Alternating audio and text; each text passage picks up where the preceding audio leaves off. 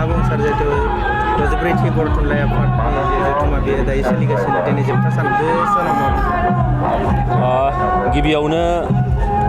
बर' थुनलाइ आफादनि आफादगिरि सुरत नार्जारि आरो गाहाय नेहाथारि नीलकान्त गयारिजों लोगोसे गासैबो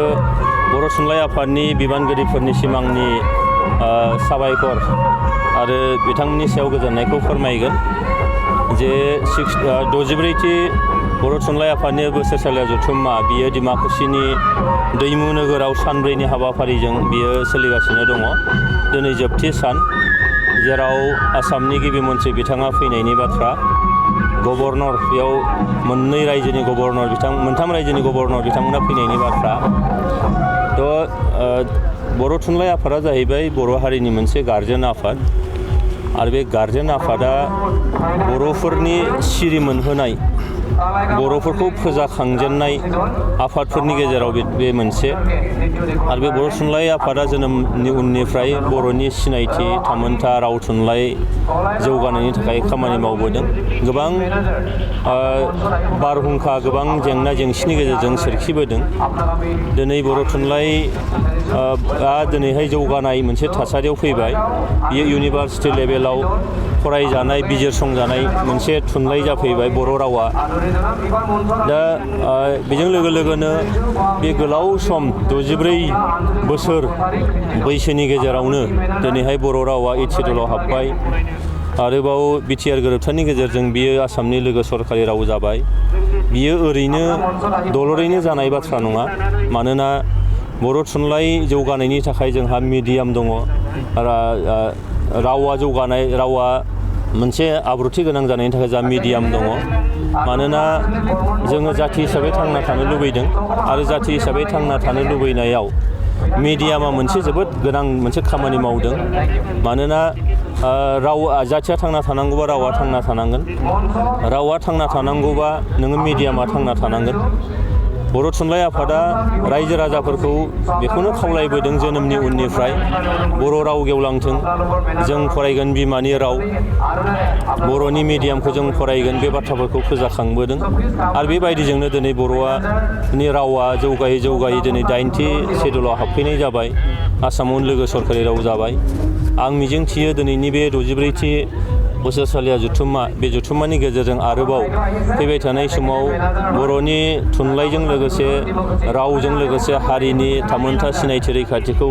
गोजोर खालामनो थाखाय माखासे हाबाफारि निसय लादों बिथांखिफोर लादों आरो जोङो गोजोननाय मोनो जे बर' थुनलाइ आफादा जिथु गार्जेन आफाद बे आफादनि जथुम्मायाव हारि बोरोन राव सायख'वालासे जोंनि हारिनि मोनफ्रोमबो थाखोनि सुबुंफ्रा जिखि फोथारावनो थायाथों मानो बिथांमोना फैनानै निस्सय मदद होफैयो गावनि मददथिखौ होनानै बर' थुनलाइ आफादनाव खामानि मावग्रा बिथांमोननि मोनसे गोसोखौ थुलुंगा होफैयो आरो बेबायदि बयबो फारागथि लायाजासे मदद होलांबाय थानांगोन निस्सय अब्लासो जोङो जाथि हिसाबै गोजोर जागोन आरो गोजोर खालामनो थाखाय जोंहा थुनलाइ आफादफोर बादि माहारियारि आफादफोरखौ जोङो निस्सय अनसायनांगोन बेखौ मदद होनांगोन सुंथानांगोन आं मिजिं खालामो दिनैनि बे सानब्रैनि हाबाफारिजों बे डिमाकुसिनि दैमु नोगोराव जानाय बे बर' थुनलाइ आफादनि 64थि जथुम्माया जोबोद मोनसे माहारियाव गोसोआव लाखिथाव मोनसे बिहोमा निस्सय होगोन आरो बेयो मोनसे सिम्बल मोनसे जानानै थाथों आं बेखौनो मिजिं खालामो।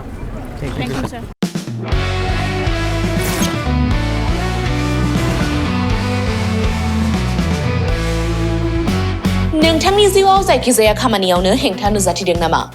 गोब्राब नाजासेयावबो जिउआव जाफुंसारनायखौ मोननो हायाखै नामा? जुदि नोंथाङा बेफोर बायदि जेंनाफोरजों मोगा-मोगि जानांदोंब्ला बे खेबनिफ्राय जिंगासिनांगौ गैलिया। मुलुग दरबाराव तन्त्र मन्त्रनि थाखाय बयनिख्रुइबो मुंदांखासिन थावनियानो जादों मायां। मायांखौ सादु बिद्यानि रायजो होननानैबो मिथिनाय जायो। बे मायांनिफ्रायनो तान्त्रिकनि सोलोंथाइ लानानै फैदों मुंदांखा रबि कबिराजा। बिथांनिफ्राय नोंथाङा नोंथांनि जिउनि गासिबो रोखोमनि जेंना जेंसिफोरखौ सुस्रांनानै लानो हागोन। बिसि फिसायनि गेजेराव जेंना, गोसो थोनाया गारनानै थाङोब्ला लाबोफिननाय, जुलिनि जेंना, साख्रि मोननो हायै, हा-हु, धोन सम्पथिनि जेंना बायदि बायदि जेंनानिफ्राय उदां जानो एबा सुस्रांनानै लानो थाखाय नोंथाङा दिनैनो दानो जगाजग खालामनो हागोन रबि कबिराजखौ। रबि कबिराजखौ जगाजग खालामनो थाखाय मबाइल नाम्बार 7099193841 एबा 7086047381 आव कल खालामनो हागोन।